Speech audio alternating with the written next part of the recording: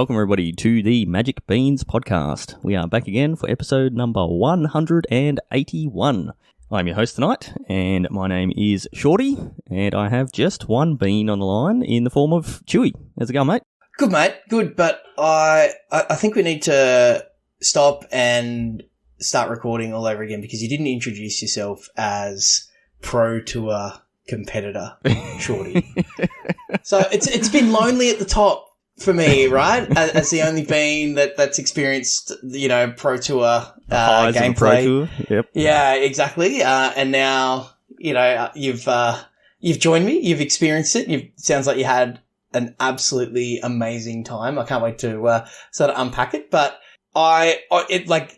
jokes aside, I hope that now you're home, you go, oh, I did it. I did that thing.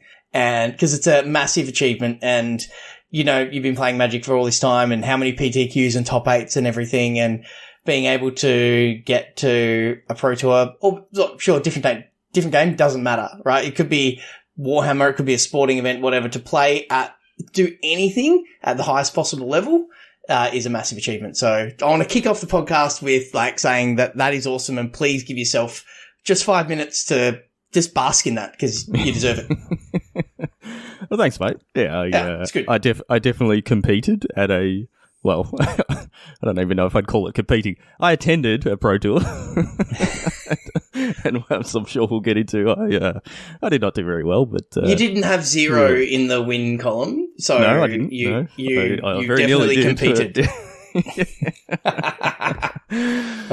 Yes, we will get into that as you commented before we started recording that I didn't come home with an American accent, which is a good thing. But I don't know which accent I would come back with. Sort of talking to all the different guys there, it's crazy how different the accents can be in the US, and that's something I was sort of talking to a few of the guys over there. That's something we don't really get in Australia. Like you sort of get the closest we get is castle and castle. Yeah. I was going to say you get the South Australians who say a few words weird. But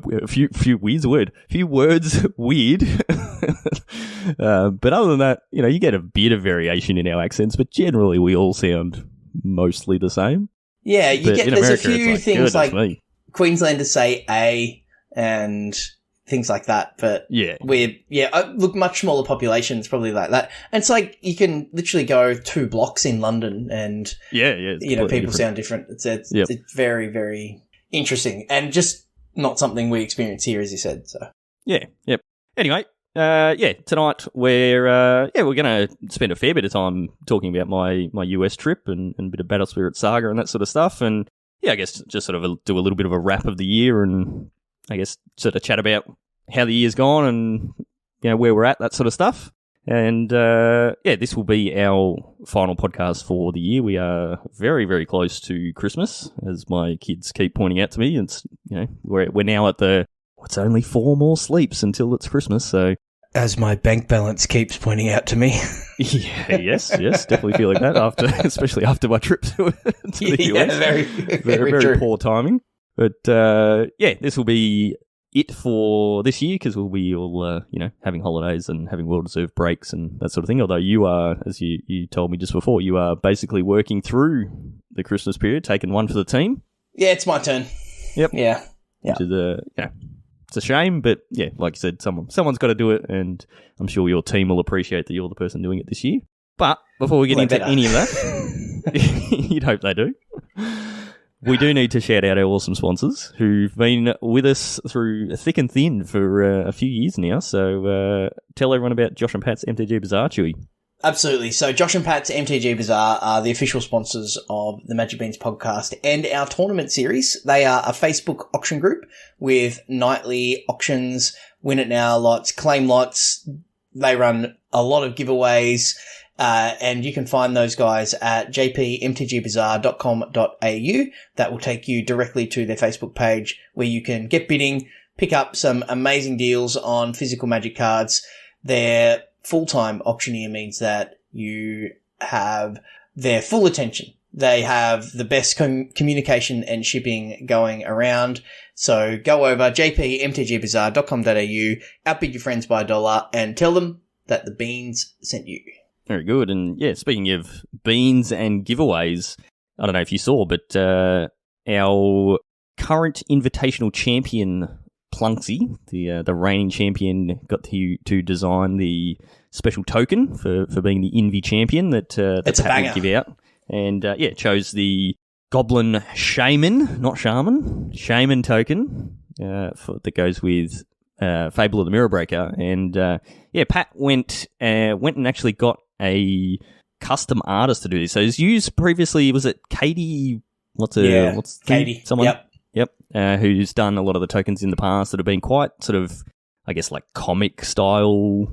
Maybe they're very cool, more like a comic book style. Absolutely, yeah. Whereas this time, Pat's commissioned not that someone's going to shoot me now if this is more of an artistic styling, I guess. It looks like a fancy as piece of artwork, a classically artistic. Yeah, yes. I'm not saying you're not saying that this person's more talented than Katie. They've got a more classical style. Yeah, absolutely.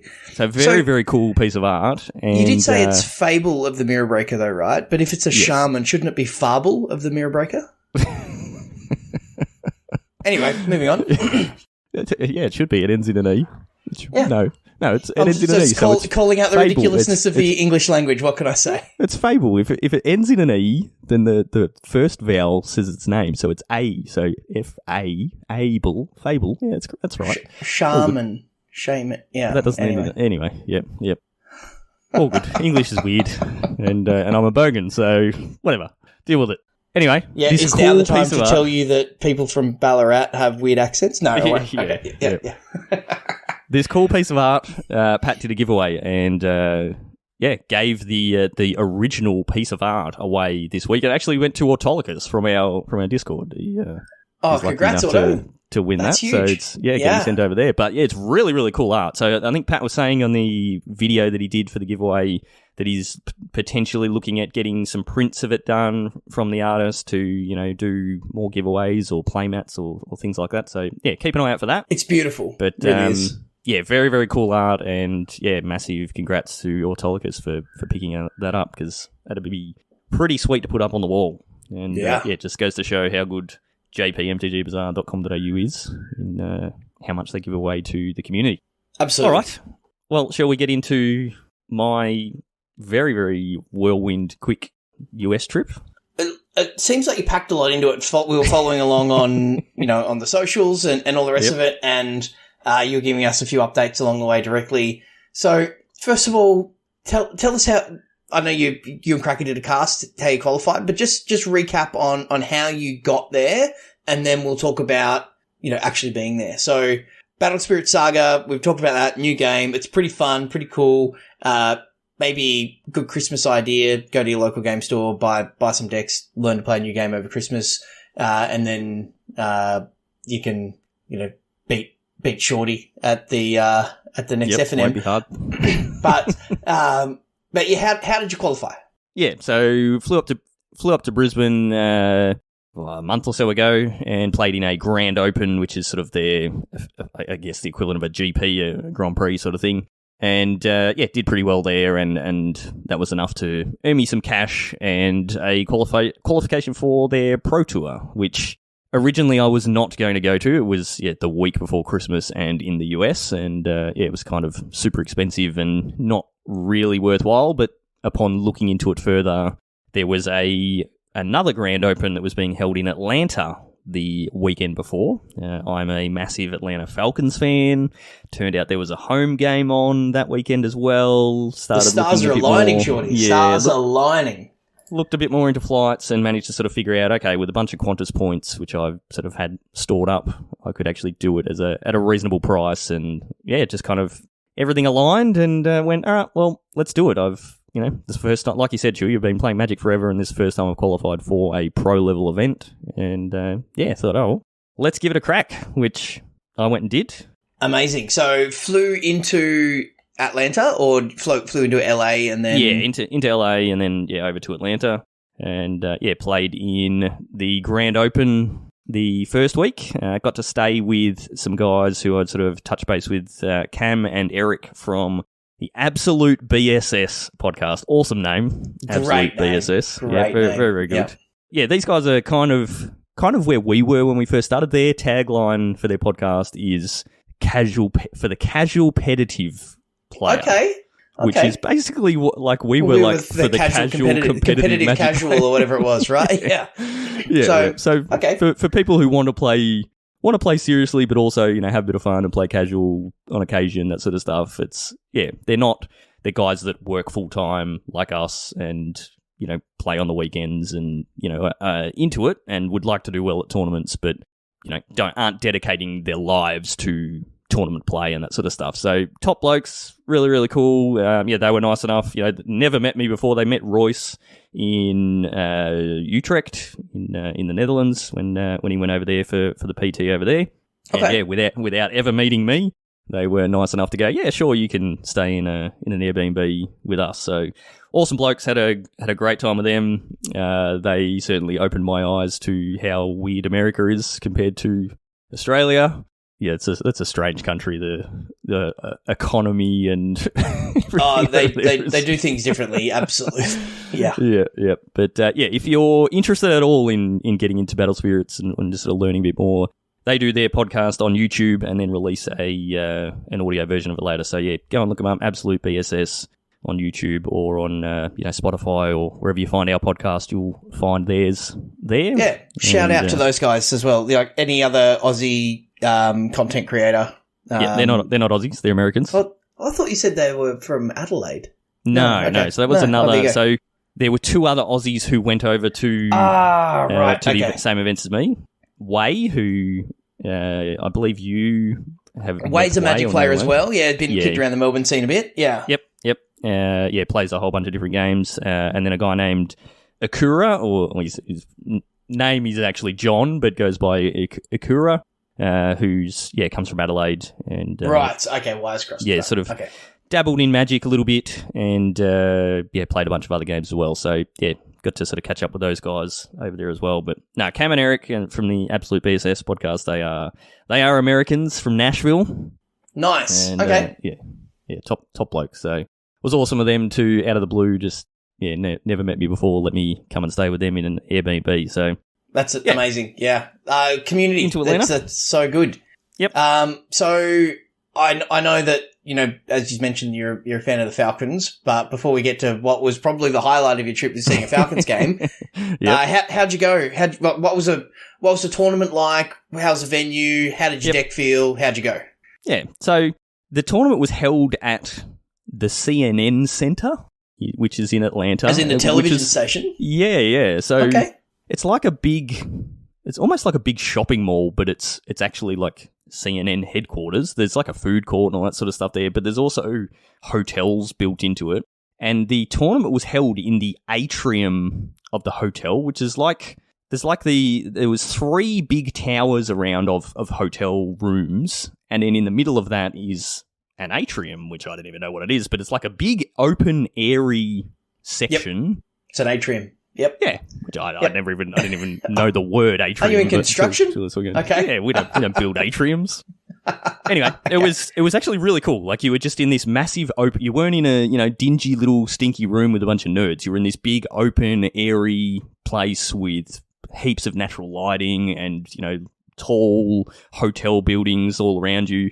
And members of the public just like going about their business around so, you. Like all the hotel rooms that were sort of facing into that area had their like balconies that were overlooking this atrium. Going, what on earth are these nerds doing? Yeah, so they're all looking down and talking to a few of the other guys. They're saying, every time they jumped in a lift, there'd be people because the lifts were on the atrium side of the hotels. Oh, with the glass. Were glass. So, cool. They're going up in the lifts and they're looking down and this sort of things. And guys were going up and down in the lifts and all the, the regular people, the non-nerds are in the lifts going, what is going on down there? So, yeah, it would have been really interesting for them. But awesome venue. The TOs for that event did a fantastic job. They were really good at communicating, this is what's happening, this is when lunch breaks are, this is how many people are going to qualify for the Pro Tour from this event, throughout the day saying, okay, these are the giveaways we've got going on, these are the side events that are happening tomorrow, all that sort of stuff. Just really, really well run. The TO had their own vendor there selling singles, and then there was another sort of semi-local store who brought all their product and had singles and sealed product and were, buying and selling cards and all that sort of stuff. Just really, really well run event. Was fantastic. Great. The only issue became later on. So it was 8 rounds. Round 1 didn't start till 10:30, so we didn't finish till like 8:30ish. Wow. And once it hit like 5 p.m, it became very clear that there was not going to be enough light. So in this atrium, you don't have overhead lighting. No, it's just like windows on the roof, right? Yeah, there's windows everywhere, so there's heaps of natural light during the day, but around the edges of the atrium, there was like effectively mood lighting, but that's not so good when you're playing card games in the middle of the atrium. So do they hand out head torches or something? Or? No, there was the last couple of rounds. There was a bunch of people playing like with their phones, like propped up on deck boxes, and wow, it was like you could see, but certain cards had like dark text boxes and things like that. And so I had a few times where someone would play something and it's like I need to read that card again. I just need to confirm what the text is, and I would take it from their side and look at it, and I'd just be looking at it going, I cannot read this. This is just a black box, and I would have to pull my phone out and turn the torch on to read the card. So it was not ideal. Obviously, the TOs weren't aware that was going to be the case when they picked this venue. They would have seen photos of the venue and all that sort of stuff and gone, yeah, look, like there's heaps of light there. And then it wouldn't have been till on the day that as the light's fading, as the sun goes down, that they're going, oh boy, this is not good. So yeah, I think if the day hadn't have been run so well, there would have been a lot of complaining. But I think the rest of how the day went sort of made up for that. But yeah, I can't say I've ever played a tournament by torchlight. Before it was I'm just trying to think if I've played Magic like in a tent camping or anything like that. Probably done that, but probably, but not when you're tournament. in a tent, you can sort of put up with that. When you're playing a grand open for like 25 grand cash, it's it's not kind of. I'm never gonna complain again about fluoro lights having glare on my opponent's sleeves. No, definitely not. Yeah. So what deck did you play? So I played the same deck pretty much that I've been playing since I started Battle Spirit. So I played red, which is not red as in like Magic red. It's red in Battle Spirits is more mid-range, which as you know, mid-range is not my favorite style of play of Magic, but it's a bit different. Like it's a color that can be aggressive, but also has a lot of answers and removal, and it's basically it is the best color in the game in that it can do everything. Okay. But it doesn't have, and this is a conversation or a thing that I've heard a lot over the last couple of weeks.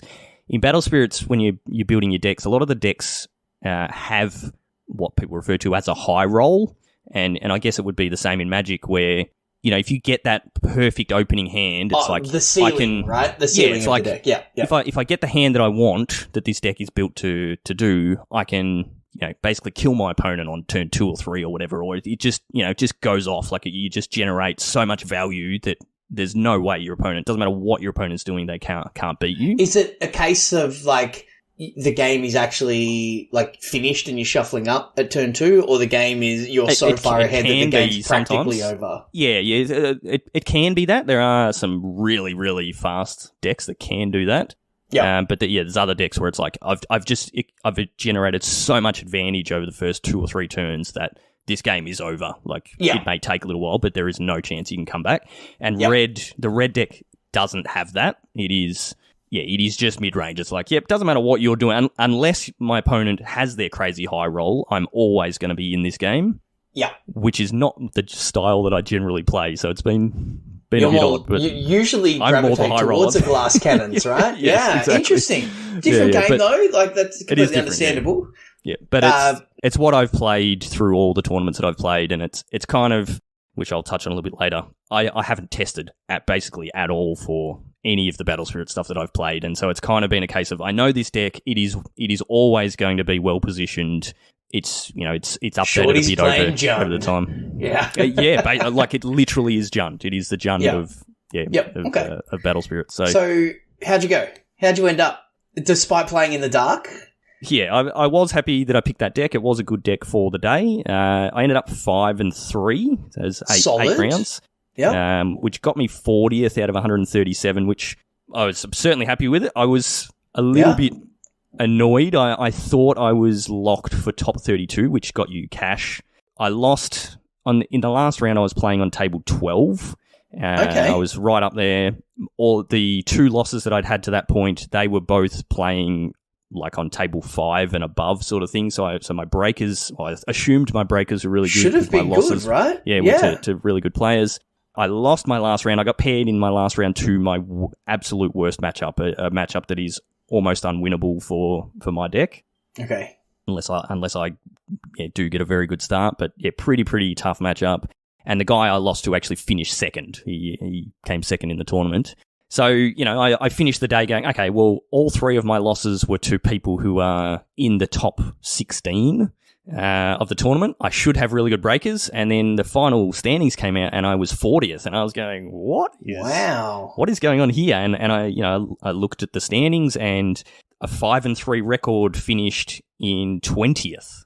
And the lowest 5-3 was like 47th or something. And I'm like, why am I so low in the standings? And it really confused me for a while, and then I started looking into it more and looked at all my opponents, and it turns out the guy that I beat in round 2, so I think I lost round 1, I lost round 4 or 5, and then I lost losing round 1 8. is always a hit to your breakers. But so the guy that I lost to in round 1 made top 8, so that was fine. Okay. But the guy that I beat in round 2 played out all his 8 rounds, did not win a single game. And that just massively tanked my tiebreakers. So all the rest of my opponents did pretty well, and I had one opponent who, good on him, played out his entire day, but went 0-8 and didn't win a game, and that just killed my tiebreaker. So I was a little bit disappointed in that, but it kind of made me go, okay, well look, my result would put me in the top 32. Good start, great. Start to the 5-3. If I went 5-3 at a GP, I'd be like, that's a good day. Yeah. I was stoked. Or a PTQ or whatever. Like that is really, really good. Yep. Actually, I'm just thinking the last, like a 5-3 record. That's what I had when we played mono red in standard and we sideboarded the tank against like I was 5-3 of that. And I look back at that event fondly. Like I had good games. I won positive record. That's good. 40 out of 137th. That's great. If I can end on a 50-50 record, I'm happy. If I can end on a positive record, it's like, yep, sweet. I've done great. I've had a good day. So yeah, was pretty happy with that. And just missed out on cash, but it was a good start to the trip. So that was Atlanta. Atlanta was cool. Yeah, I did a bit of sightseeing around Atlanta while I was there. Stayed for a few extra days. Got to go to the Falcons game. It was one of those situations where it's like, if I do really well and I end up in top 8 or top 16, then I'll be playing on the Sunday and I don't get to go to the Falcons game. But if I don't do that well, then I get to go to the Falcons game. So pretty good consolation prize. You did well enough to feel good about it. Yep. And how'd the Falcons go? Did they win? No, they lost. So a recurring theme in my time in America was whoever the home team was that I went to see, they lost. Right. Okay. That continued to happen. So yeah, the NFL game was amazing. If that was all I got to go and do in the States, I was stoked because I've been a massive NFL fan for years and years and years. Yeah, love the Falcons. Always followed them, all that sort of stuff. Played gridiron as well. Yeah, played gridiron, coached, all that sort of thing, and never thought I would ever get to go to an NFL. America was like, no, it's too expensive. I'm just not going to get to go there. And, but to get there and then to see your team play, you could have gone to New York or whatever and seen whatever team play. Yeah. But to see your team play is pretty cool. Yeah, and shout out to the Americans. The one thing that they do really well is sporting events. Yeah, they're good at it. Yeah. Yeah. So went to the Falcons, and then the following night went to an Atlanta Hawks basketball game. Yeah, managed to get to two NBA games while I was there, which was awesome. Same thing, just awesome events, awesome stadiums, just really cool. The hype that they sort of get Good going atmosphere. at the games. Yeah, just amazing. Had a trip so I flew from Atlanta to Portland, was where the Pro Tour was, via Las Vegas, and had a 10-hour overnight layover in Vegas. So went and walked the strip. Got an Uber to the Welcome to Vegas sign and got the photo with that, and then walked up and back down the strip and that sort of thing in the middle of the night, which obviously Vegas never sleeps, so that was fine. But it was freezing. Goodness me, that's one thing I did. I was not quite as prepared as I should have been for in America. Man, it was cold. And you're in the desert in winter; it gets pretty chilly. Yeah. Yeah, it was 4 degrees as I'm walking up and down the strip. And for those who don't know Shorty, Yep. 4 degrees for Shorty is -4 for a normal person, right? Yes. Like 15 degrees for me is cold. So, well, in Portland, the weather was a low of 2 to a maximum of 9. Yeah, wow. It was not good. It was actually -2 one of the mornings in Atlanta, so that was not fun. But anyway, okay. I managed to walk. I worked it out later. I walked in a 48-hour period from sightseeing in Atlanta, and then airport stuff, and then going to Vegas and walking up and down the strip, and then more airport stuff and whatever. I walked 35 Ks in 2 days. So that was I had some sore feet after that. Now, did you do that with a 15-kilo backpack and set up your tent every night and had to filter water and? No, I did sleep on the ground in the airport in Vegas. That was okay. for about an hour. I'm sure you're not the first person. You won't be the last person to sleep on the ground in the airport of Vegas. I was definitely surrounded by other people doing the same thing.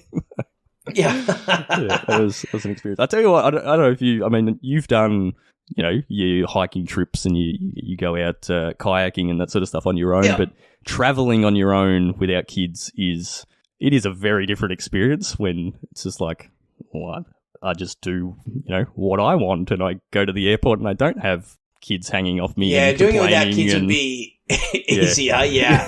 But it's also you're only relying on yourself to get yourself places and things. So that's what I love about hiking and kayaking and just generally being in the bush on my own is I'm walking up this steep hill and it's hot and it's hard. I don't have anybody saying, trying to motivate me. Come on, let's do this. Yeah. Well, you don't have anybody doing that, but when it gets hard, you don't have your wife going, come on, we can get there. It's all internal.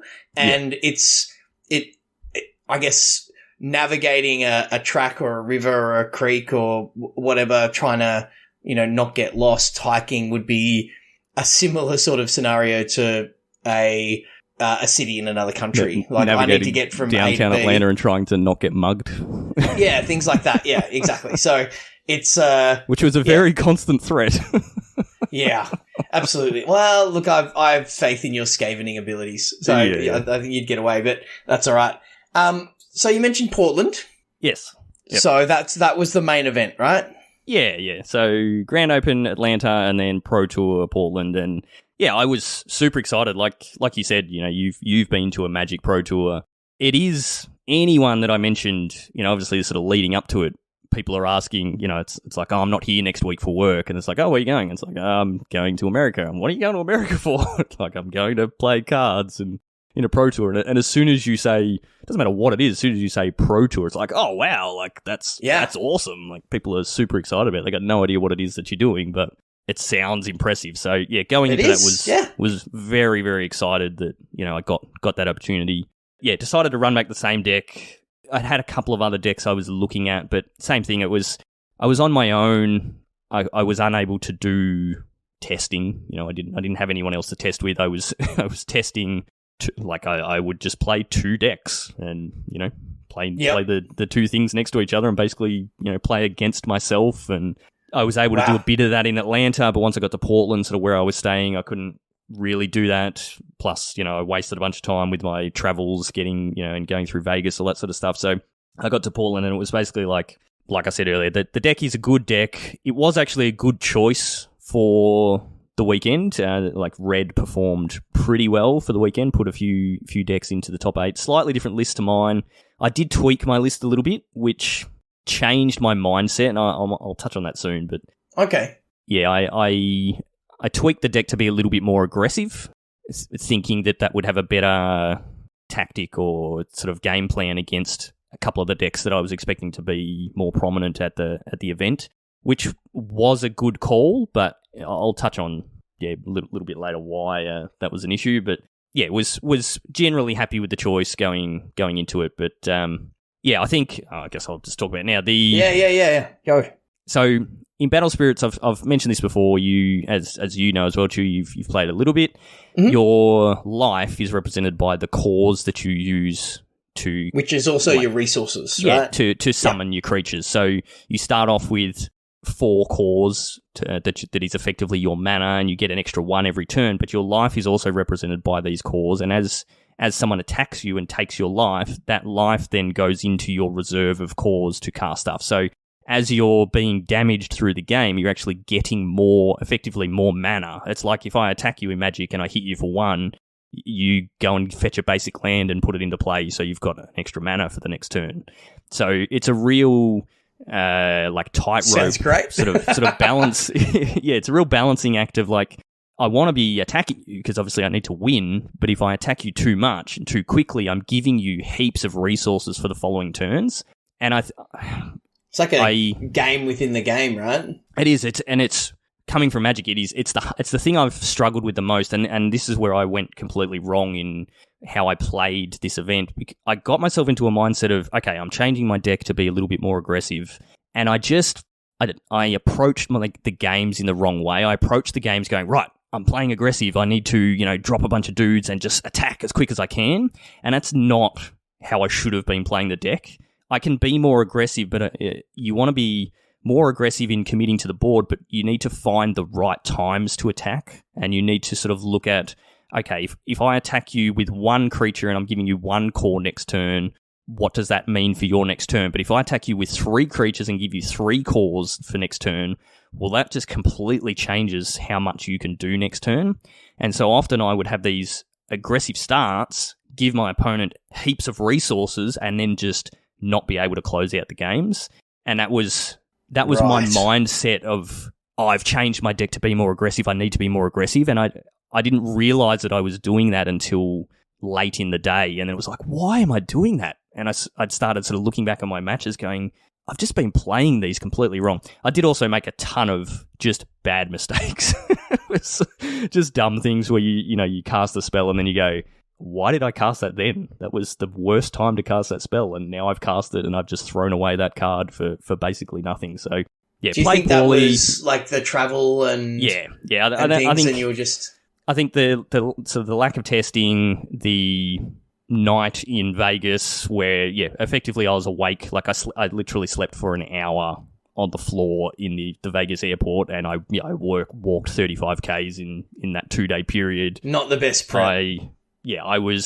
I got sick after Atlanta as well, like probably just from how cold it was, whatever. So going into the weekend, I was not in a good space. Like, didn't have the right prep, physically was trashed, and still coming down from being sick and that sort of stuff. And then just generally just played poorly. So it is super tricky. Like I said, that's the thing I've struggled the most with in Battle Spirits, and that's what makes the game really cool, is that tension of, I need to close out games, but as I'm trying to do that, I'm giving you more resources, and it's what makes it super, super interesting. So yeah, definitely lesson learned. Would have been good to have gone into it with some actual testing, but it was a bit hard when I was sort of on my own. Some better rest. Yeah. Yep. Yeah.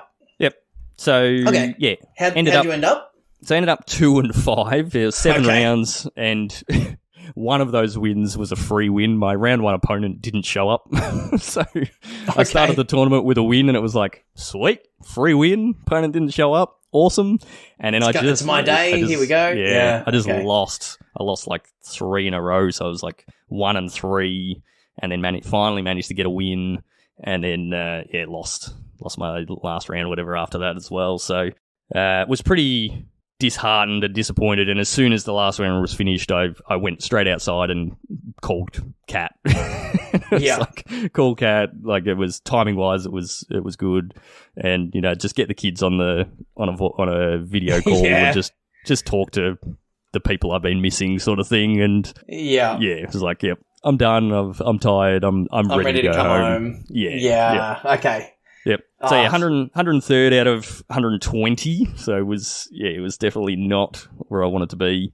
The top team, they're starting to be teams in Battle Spirits like you get in Magic, groups of guys that do quite a lot of testing. So the team, they put 5 players in the top 16, and three of them were in the top 8, and 2 of them ended up in the finals. So wow. They were playing a mirror in the finals. They brought a good deck that they'd tested a lot and tweaked to, have some really good matchups and have some really good tech cards and that sort of stuff. So it definitely showed good players to start with, but did a lot of testing and found sort of this is where you want to be in the metagame, that sort of stuff. So they did an awesome job. So shout out to them. Worlds invites from the tournament were meant to go down to top 64. So my sort of aim or my hope was do well enough at the 2 events combined to earn enough cash and finish top 64 in the PT to get a Worlds invite so I could go back at the end of January and play in Worlds.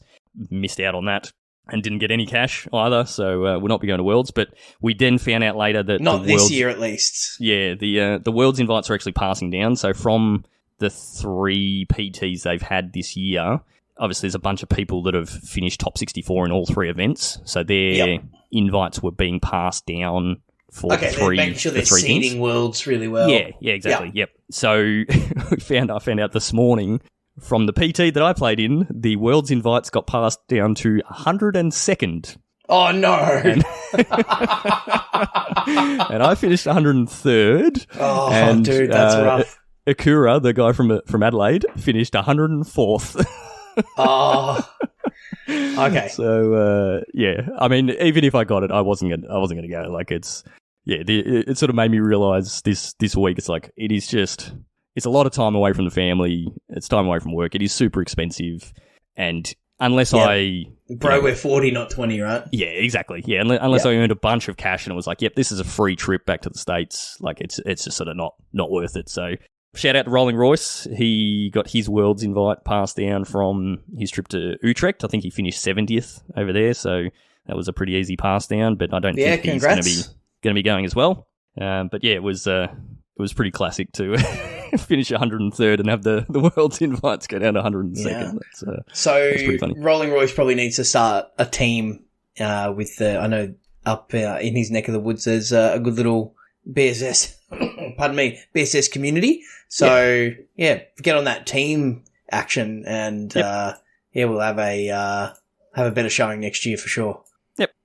Awesome. But yeah, the PT itself was interesting. It was run by a different TO, and it just wasn't as good, to be honest. I was expecting more bells and whistles for a Pro Tour, and this really, really wasn't. The Atlanta Grand Open was, like I said, really, really well done. Guys did a fantastic job. They ran a bunch of side events on the Sunday that had heaps of awesome prizes. They were cheap side events, heaps of really good prizes. It was just really good. Had the vendors there, all that sort of stuff. The PT had no vendors at all. Wow. There was like you could not buy cards. You couldn't buy. There was no sealed product to buy. There was literally nothing. The communication was really poor. Like they didn't really give much communication through the day about like Worlds pass downs or anything like that. They mentioned there's going to be side events tomorrow, but at no point did they say what they were, how to sign up, what time they were starting, anything like that. So on the Sunday, I rocked up at like just before 10.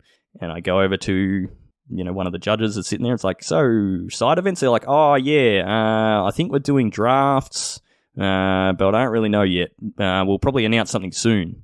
And so at like 10:30, 11-ish, they came over the mic. They're like, we're doing drafts. It's this much. Okay. The pricing for the drafts, so the drafts were $10 US plus surcharges and taxes, as everything seems to be in America, because they can't list correct prices. You drafted and you played, and for every draft you played in, you got a raffle ticket. And then if you won the draft, so if you went 3-0, you got a second raffle ticket, and that was it. That was the prizes. And the raffle tickets got you, the prize for the raffle ticket was a giant printing of a certain card. And that was it.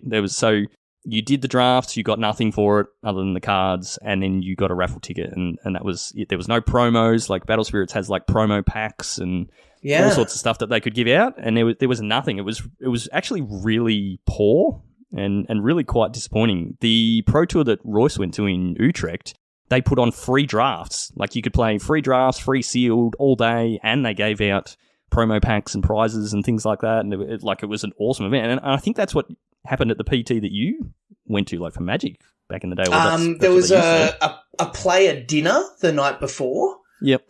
So they fed us, and every table had 3 Law and booster packs, and there were the tables were 8 seats.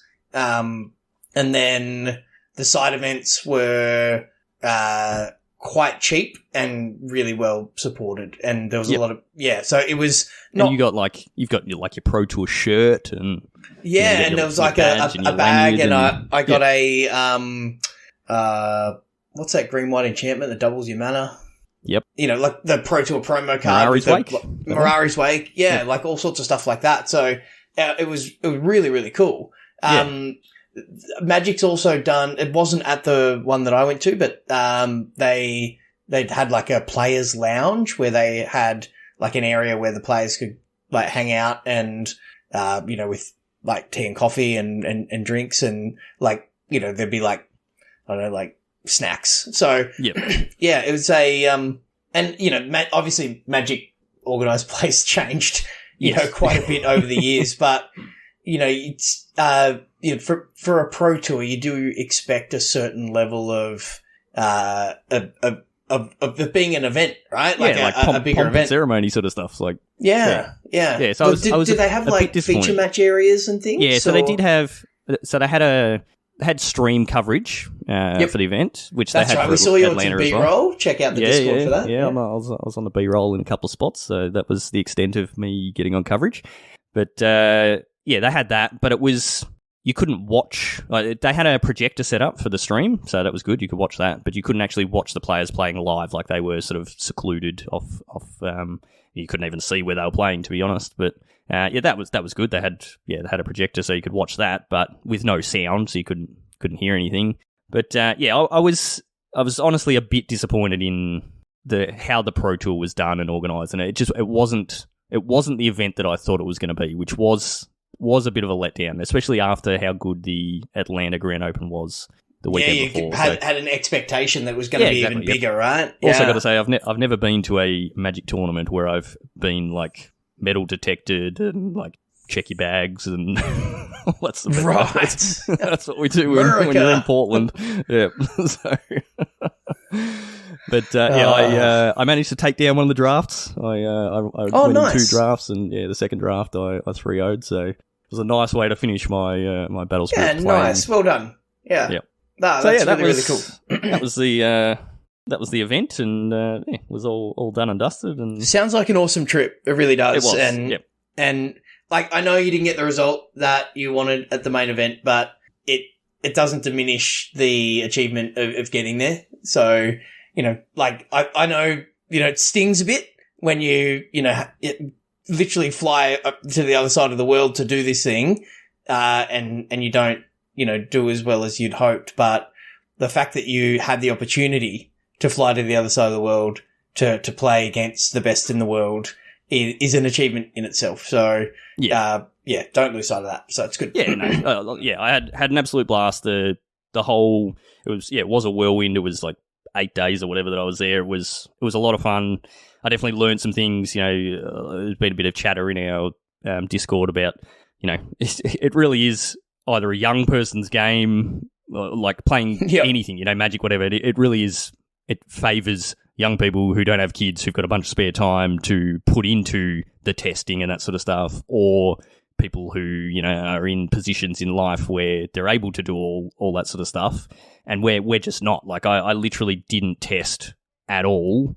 I played 2 games against Eric in our Airbnb on the Friday before Atlanta, and that was it. That was the extent of my actual testing. You just have to get by on skill and talent, Shorty. That's what we're at. That's what comes, and I'm severely lacking in that. So, Yeah, whereas like listening to the top teams, they tested over 500 games of their deck, and you just go, well, you can't compete with that. And I'm realistic in that I wasn't going there expecting, hey, I'm going to win these events. Yeah, I was hoping to do, like I said, at least a 50% win rate sort of thing, which I did well in Atlanta. Was super stoked with that, but yeah, was a bit disappointing to sort of bomb out in the PT, but that happens in Magic as well. I've done it, and you've certainly done it as well, where you go and play a tournament. Plenty of 2-5 finishes, mate. Don't worry about that. Yeah. Just absolute shocker. So yeah, it was good. Had a blast. We haven't had any announcements for next year's OP yet, but it's likely going to be the same. There should be grand opens in around Australia and some PTs and that sort of stuff. So definitely keen to continue playing the game. The game is really cool. As I've sort of said before, it is so different to Magic, but it's a really, really well-made and well-designed game. And the meta, it is insane how diverse the meta is and how just small tweaks to your deck can make a really big difference. The one big thing is, because you don't have lands, your entire deck is just spells. So there's never sort of bad draws. Yeah, there's always gas, and it completely changes the dynamic of the game. You never get in those scenarios where it's like, I've just drawn 3 lands in a row and I've literally done nothing. Like, every turn you are drawing spells, and if you can tweak your deck and include those little tech cards for here and there, then yeah, you've still got that opportunity to draw those cards, and instead of bricking and just drawing lands. So yeah, really cool. And yeah, again, shout out to the absolute BSS guys. It was really awesome to meet them and a bunch of their guys that they test with that just sort of hanging out with them and going out for dinner and just sort of catching up with them between rounds. And very cool. Myself and the other 2 Aussies were sort of the novelty in the room of, well, you guys flew all the way over here from Australia, and yeah, that sort of thing. So shout out to those guys as well. But fantastic. That's kind of it. Well, yeah, let's play some games over New Year's. When we're I'll have hanging some out. decks. And, yep. And look, maybe if there's a Grand Open in Melbourne or thereabouts next year, you might convince me to tag along. Well, see how we go. I'll try and convince you guys to come and play. Yeah, Rolling Royce, come down. You can stay at my house, mate, and we'll go to the event. All right. Yep.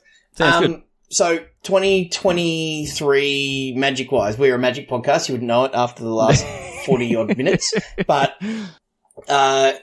it's been a pretty interesting year for the Magic Beans, isn't it?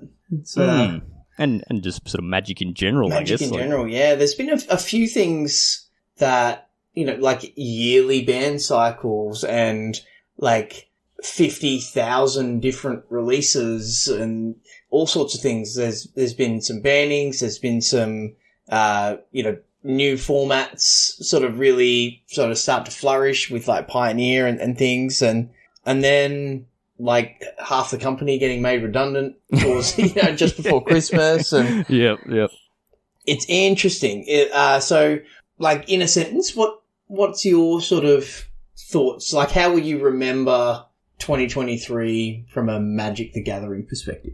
Yeah, it's I think the biggest thing from this year is it's just the volume of product that has been just pumped out. Like I've sort of obviously been pretty caught up in Battle Spirits. I've 100% have dropped off on how much Magic I've been involved in. I've barely been playing for the last few months. So like for quite a period of time, the only Magic I was playing was when I was streaming on Mondays. That was literally it. But I've just felt this year Magic has been so overwhelming with just how many products have been just pure saturation, right? Yeah, it's just there is no way I can keep up. Like I still listen to Magic podcasts every day. While I'm driving, like I consume a lot of content, and still it's like I don't even know half of these cards, and I'm not paying enough attention to them. Like there's just so much that is coming out that I don't even know if you're a new player coming to the game, how you don't just walk in and go, what? There is how many products? I need to buy this product and this product and this product and this product, and there's just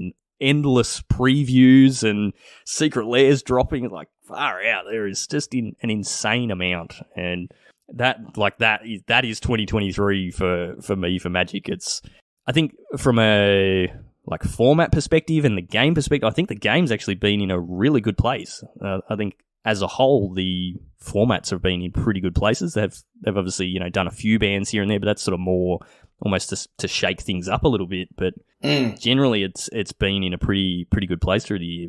How have you found it for this year? I played a little limited this year because I felt a little bit like you, where like the constructed formats have been so overwhelming, and maybe the constructed formats have been a casualty of all the other releases, and there's 8 different versions of any one card, so my normal heuristic of seeing a card, knowing what it does, and just like moving on with my turn, I've actually got to go, I don't recognize that, it's some weird art, I've got to read it, it's that thing. And whilst it looks cool, the card looks great, like aesthetically, it's harder to play the game because of that. It's almost like you're playing against someone whose deck's, completely in foreign languages. You've got you've got to kind of interpret things like that. So yeah, I basically played a whole bunch of limited. I've enjoyed some of the constructed that we've played, like, I think a 5-0 to modern event earlier in the year and things like that. Yeah, that's right. Yep. But, I've done okay at the events that we've gone to. I kicked around in Diamond for a little while towards the middle of the year, playing Explorer, but I don't have a standard deck built at the moment. I played a bunch of limited out of the latest set and it was fine. Like it's not the most exciting limited format, but it's not the worst. But, I played it because I like limited and I like Magic. But, I guess, like, just like you go, oh, Magic, oh, I'm so overwhelmed by it. So almost turned off by it. And, into the future, I think I need to find a way to, like, block out the noise a little bit and go, what do I want to focus on, and be able to sort of compartmentalize that. Otherwise, you just get lost in it. It is impossible to keep up with everything. And you've just got to go, what do I care about? And if all we did was play Commander, that'd be easy to do. If all we did was play Standard, that'd be easy to do. But because we're enfranchised players that enjoy the different ways of playing the game, multiplayer, single player, competitively, casually, then there's a lot for us to keep up with. And we still, I don't know about you, but like I still have expectations on myself on like performing at events, even though, I don't have the time, like you mentioned, I don't always have, the format knowledge. I still feel like despite all that, I still feel like I should, do well at tournaments. Like I've been playing long enough and done well at enough events that, I've got an expectation on myself. Yeah. So it's like when we go out and try and play sports and stuff now, it's like in your head, you're still 20 and you can still, run really fast and kick a footy and all that sort of stuff. And then you go out and do it and you're like, you run for like 20 meters and you kick one ball and you pull your hammy and you're like, oh man, I'm old. Yeah, exactly. And well, yeah, I mean, it's fitness and endurance and like even to like, take the analogy to the extreme, flexibility, right? Yes. So, recovery, all of that stuff. So yeah, the sporting analogy is probably a good one. So yeah, just so trying to go, okay, I can't play all the sports anymore. I can't play, soccer on a Saturday, footy on a Sunday and, go and have a hit of tennis on Wednesday. My body is not capable of doing that anymore. So I need to sort of narrow my focus down and pick one. So that'll be that'll be 2024 for me, I think. And it won't just be one for the whole year. It'll be, okay, we're going to play a Highlander event, in January. I'm focused on Highlander. I'm not going to think about anything else outside of that. Once that's done, I'll go, okay, what's next? And I'll focus on that and sort of try to break it down into bite-sized chunks. Yeah. Yep. Yeah. Like I said, it is, if you try and focus on everything, it is just too much. It's too overwhelming. So yeah. Absolutely. And obviously we do a podcast on Magic and we try and keep up to date with everything that's going on and have opinions on all the different formats and all the different things that are happening. And yeah, it is, for old people like us, it is just too much to do. So our lives are full. Anybody who is 20 who doesn't have kids, who thinks like their life's hard, dude, I've got some news for you. Yeah. So from the Beans perspective, we've pumped out our podcast, we've done our leagues, and felt like because of Arena and its technical issues in the latter part of this year, we've kind of stumbled over the line. Yeah, definitely. With things, and still in the process of stumbling. Yeah, we've got a top 8 now at least. Yep. Yeah. Like the league, we really enjoy the events that we've run. Had a blast doing them. This year has felt very different. We did scale back. We weren't doing the live streams for the top 8s and all that sort of stuff. So it's kind of taken a bit out of the the motivation for running all that sort of stuff. And then to end the year with, like, if you're not even aware, our league, our Wilds of Eldraine league, that we started just after Wilds of Eldraine released, is still going. We're now into Ixalar, and we've only just started the top 8. Like, we were meant to do the Envy 4 weeks ago, almost. 3 weeks ago at this point. So we should have been done and dusted for our 2023 tournament series, and we still haven't even finished the league because Arena's just been garbage, and we've just had so many issues trying to get it done, and it's really put a massive damper on getting this league finished up and wrapping up the year and all that. So shout out to the players that are still involved for still being 100%. engaged and involved. They're still paying for cash, so... Yeah, that's true. Yeah, but I know sort of a few of the guys that are playing in that. I've had conversations with a few of you, like your Rolling Royce and your Joffrey Beavers, those sorts of guys who've been playing a bit of Battle Spirits as well. They've been a bit disheartened with Magic, same sort of thing, like overwhelmed with Magic this year, and that's why they've sort of latched onto other stuff to play and have had a bit more excitement with that. So it's been a weird year. We sort of, when we decided to scale back at the start of the year, the purpose of that was so that we could play more Magic, get out to locals during the week and ideally get to some more big tournaments, that sort of stuff. And that just hasn't happened either. So it's been a bit disappointing for the amount of Magic that we've managed to play this year. And who knows how that's going to go sort of leading into next year. As you said, Chewy, our lives are just super busy. Kids are sort of getting to those ages where they've got a lot of stuff on. Like, we've got sports on weekends, and there's just always parties and things like that. So it does sort of come pretty hard.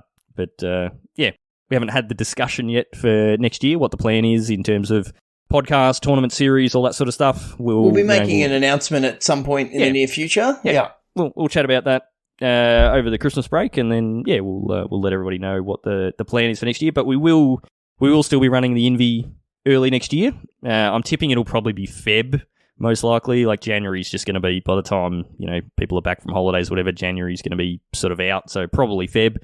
I haven't spoken to you guys about this yet, but I would love to be able to run an in-person invitational. I've got some ideas. I've got some ideas where we can do a really long time. Yeah, if we can get as many people as we can to come and do in person, and then have where we run it, have some remote setups for the people who can't be there, so we can still play paper. So stay tuned. We'll have a chat about that. That would be awesome. Would be really cool to do. I'm excited by the concept of this. So it's obviously a bit more work, and would require some people to travel. But if people were going to be keen on it, then I think we could put in the extra work for that, because after the poor end to the tournament series for this year, it would be fantastic to sort it kick out off 2024 with something exciting, and then it means we don't have the issues of Arena. Because I'm still at a point where it's like, I don't even know if we want to run an Arena Invitational, because it's probably going to mess up on us. So we'll see how we go. But any other thoughts for the wrap up for the year? I shout out to the community, like the guys and girls in Discord have been awesome. Like, I feel like I've got like friends, and I went on a trip mid-year and like went to Hemsy's house and played some Commander with him and Mr. M, and that was super fun, super cool. I've got developed relationships through the Magic Beans Discord with other people that they're not just people I play cards with, they're mates now. So I've seen that sort of develop over the course of the year, and I've really enjoyed that. It's always been the people that, keep me at least coming back to the game. So, seeing that grow beyond, the people that you see at your LGS and events and stuff, into something a bit more online.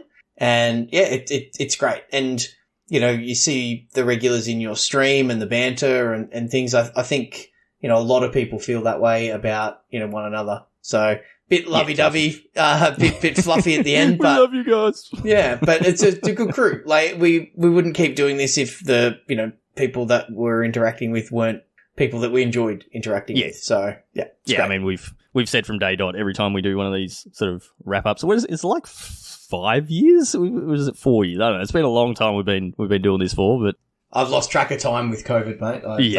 Yeah. But yeah, right from as soon as we opened up our Discord, like in those early days, and started getting people in, like that's just been the best part of this. That community, whether it is on the streams, people interacting on streams, or just in Discord, or however you interact with us, that's always been the best part of this. And yeah, massive shout out to everyone who's in there.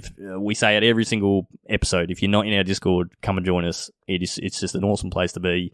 Always awesome people chatting in there. You can talk about whatever you want and get advice on decks and all that sort of stuff. It's just fantastic. So yeah, huge shout out to everyone that's in there, and we'll be definitely continuing to keep the chatter going in there over the Christmas period and into the new year. So absolutely, I think that's going to do us.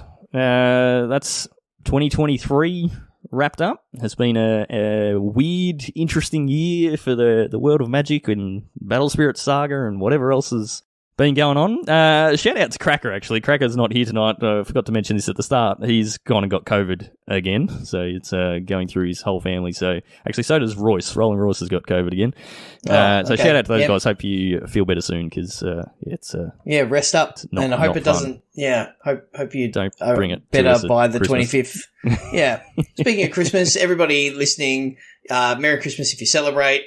Hope you just have some good time with your family and a bit of time off work if you don't. But yeah, it is a festive season. Everybody, please be safe on the roads, etc. And have a really good end of the year, and looking forward to hanging out again in 2024.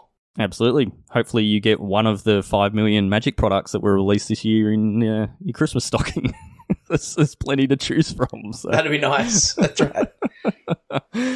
All right. Well, I don't even think I need to do the usual wrap up this week. You know the drill, where to find us, all that sort of stuff. So, I guess the only thing on the way out, if you would like to talk to me about anything, come and find me on X or Twitter. You can find me at PeaceInc. And if people want to chat to Chewy, where can they find you, Chew? At ChewyMTG. Very good. So that's going to do us for this week and for the year. Thank you, as always, for listening. Stay safe out there. Have a great Christmas. And, we'll hopefully see you all next year.